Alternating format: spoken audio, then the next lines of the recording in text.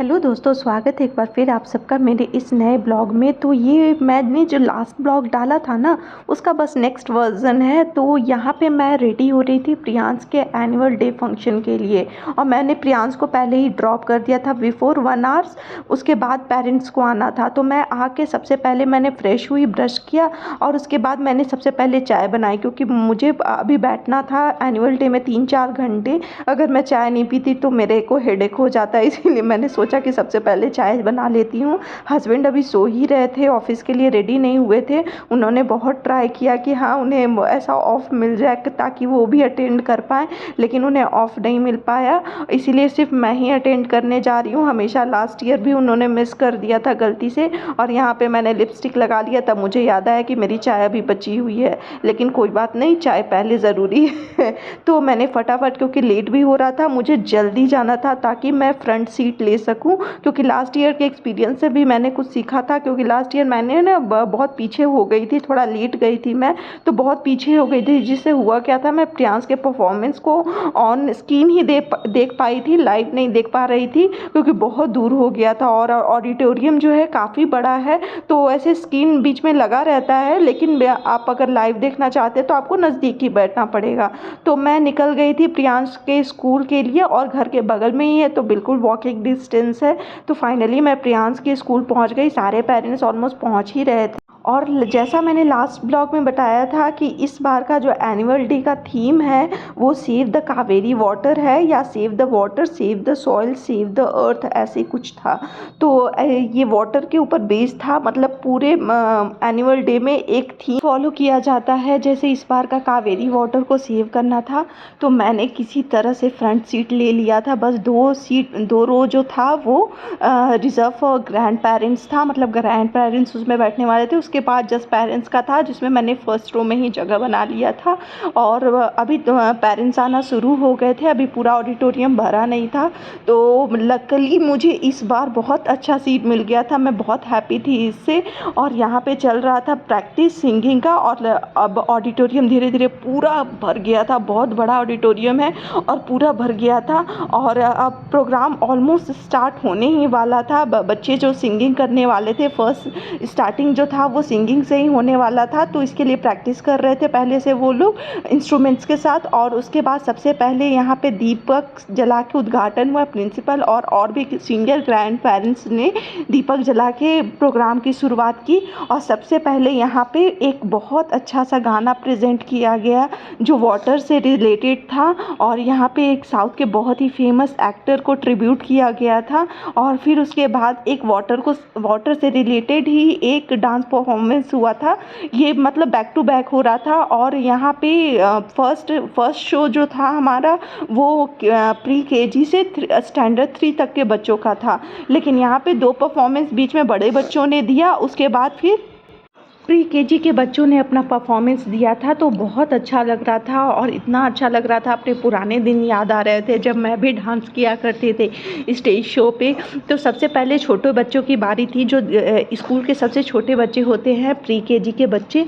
तो पहले उन्होंने किया था, तो उन्हें उतना डांस स्टेप याद नहीं रहता, इसलिए टीचर नीचे बैठ के उन लोग को गाइड कर रही थी कि कैसे करना है। छोटे छोटे बच्चे आ रहे थे, सनफ्लावर बने हुए थे, बीच में लायन का कॉस्ट्यूम था, तो बड़ा खूबसूरत लग रहा था देख के छोटे बच्चों को। इन्होंने डांस तो ऐसा नहीं किया, लेकिन लोग के कॉस्ट्यूम इतने प्यारे थे कि देख के बड़ा अच्छा लग रहा था।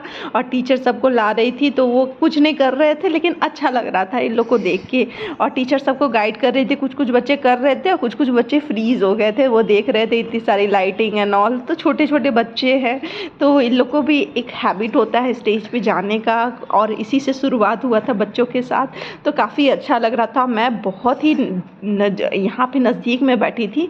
उसके बाद भारी आती है प्रियांश के परफॉर्मेंस की। अब मेरा बेटा परफॉर्म करने वाला था, तो मैं तो अपने चेयर से उठ गई और चली गई प्रियांश के बिल्कुल पास, ताकि मैं उसको रिकॉर्ड कर सकूँ अच्छे से। मैंने छोड़ दिया अपना चेयर को।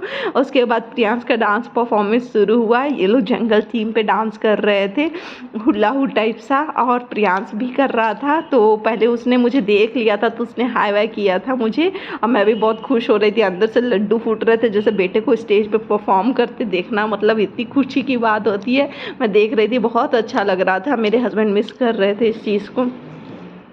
तो मुझे भी बहुत लग रहा था कि हाँ, हस्बैंड को भी रहना चाहिए था, वो भी इस चीज़ को मिस कर गए और बहुत अच्छे से डांस कर रहा था प्रियांश। और ये सब चीज़ें मुझे बिल्कुल भी प्रैक्टिस नहीं करवानी, जितना होता है स्कूल में ही इसने किया था। मुझे कोई आइडिया नहीं था ये क्या परफॉर्म करने वाला है, किस सॉन्ग में परफॉर्म करने वाला है। तो ये सारी चीज़ें स्कूल में ही प्रैक्टिस करवाई जाती है। तो प्रियांश भी काफ़ी अच्छे से परफॉर्म कर रहा था। और बस जो प्री के बच्चे हैं उनसे बस ये लोग 1 साल के बड़े हैं, तो थोड़ा बहुत डांस कर रहे थे ये लोग।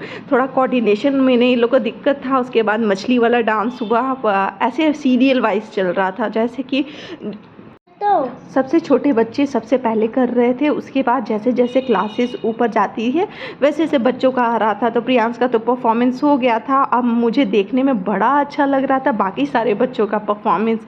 तो यहाँ पे स्टेट वाइज का परफॉर्मेंस चल रहा था, मतलब सारे स्टेट के कुछ कुछ डांस फॉर्म उठा के, जैसे यहाँ पे गुजराती का डांस फॉर्म हुआ था, पंजाबी हुआ था, उड़ीसा का बिहू डांस हुआ था। तो सारे स्टेट फॉर्म्स के डांस, भांगड़ा हुआ था। तो ये सब देख के बड़ा मज़ा आ रहा था। काफ़ी टाइम बाद छोटे छोटे बच्चों को देख के, और इन लोग के कॉस्ट्यूम इतने प्यारे थे, इतने ब्राइट लग रहे थे स्टेज पे, सबके बहुत सुंदर लग रहे थे। मतलब ऐसा नहीं है कि 1 क्लास का या 2 क्लास का, सारे बच्चों का।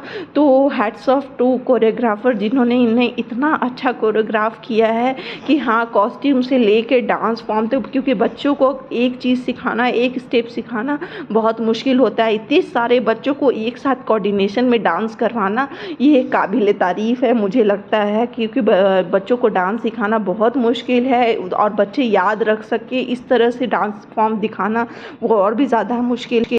और स्टेज का लाइट इतना ब्राइट था कि मैं पूरा मतलब कोशिश कर रही थी, मैं बहुत नज़दीक में भी बैठी थी, लेकिन कैमरे में उतना क्लियर नहीं आ पा रहा था। पता नहीं क्यों, ये बहुत ज़्यादा ब्राइटनेस था। तब भी मैं ट्राई कर रही थी, ज़ूम कर रही थी, तो पिक्सल थोड़ा ख़राब हो जा रहे थे। और यहाँ पे छोटे बच्चों ने एलिफेंट डांस किया था। ये शायद मुझे लगता है कि क्लास 1 के बच्चे थे, और इन्होंने एलिफेंट डांस किया था। ये भी काफ़ी क्यूट लग रहे थे। सारे बच्चे एलिफेंट के कॉस्ट्यूम में थे, बड़े बड़े कान लगा के। उसके बाद ये मेरा पर्सनल फेवरेट जो था, ये भांगड़ा डांस था। छोटे छोटे बच्चे, ऐसा लगा जैसे इनको चाबी लगा दी गई है और ये लोग भांगड़ा स्टार्ट कर दिए गए हैं। मतलब बिल्कुल रोबोटिक डांस टाइप सा था, बल्कि लग रहा था कि कोई टॉय को हम लोग डांस करवा रहे हैं। इतना अच्छा लग रहा था, छोटे छोटे बच्चों का भांगड़ा डांस मैंने तो पहली बार देखा था, बहुत अच्छा लग रहा था। और कुछ कुछ बच्चे हैं को मतलब स्टेप्स को भूल रहे थे। लगभग सारे बच्चे ऑलमोस्ट बहुत अच्छा कर रहे थे, और लड़कियां बहुत भांगड़े वाले ड्रेस में काफ़ी अच्छी लग रही थी। उसके बाद ये उड़ीसा का फेमस डांस फॉर्म, मुझे ये बहुत पसंद है पर्सनली, बिहू डांस किया गया, ये भी बड़ा अच्छा लग रहा था देखने में। तो ये भी मैंने कॉलेज में एक ग्रुप को करते हुए देखा था, तभी मुझे इसके बारे में पता चला था, तो ये भी देखा। तो इसी तरह से ये कल्चरल प्रोग्राम और एनुअल डे फंक्शन ख़त्म हुआ। उसके बाद में हम लोग बाहर निकल गए, सारे पेरेंट्स बच्चों को पिक करने के लिए। तो यहाँ पे थोड़े थोड़े छोटे छोटे स्टॉल्स भी लगे हुए थे, ताकि अगर आपको कुछ ख़रीदना है तो ख़रीद सके, जैसे बैंगल्स के, पर्स के, ऐसे शॉप लगे हुए थे। तो यहाँ पे मैंने थोड़ा बहुत ऐसे विज़िट किया। ऐसा कुछ लेना तो था नहीं, और थोड़ा कॉस्टली भी रहता है। फिर सारे पेरेंट्स की भीड़ लग गई, मुझे काफ़ी टाइम लगा था निकलने में, वहाँ से इतना भीड़ लग गई थी। तो स्कूल देखते देखते मैं नीचे उतर गई थी, और उसके बाद मुझे प्रियांश को पिक भी करना था। तो सब बच्चों को कहा गया था कि उनके क्लासरूम से पिक कर सकते हैं। तो मैंने फाइनली प्रियांश को पिक किया जंगल थीम के बाद। उसने वापस से स्कूल यूनिफॉर्म पहन लिया था, लेकिन अभी भी वो जंगली वाले बेस टाइप लग रहा था, पूरा मेकअप उसका मेसी हो गया था। उम्मीद करती हूँ आपको ये ब्लॉग अच्छा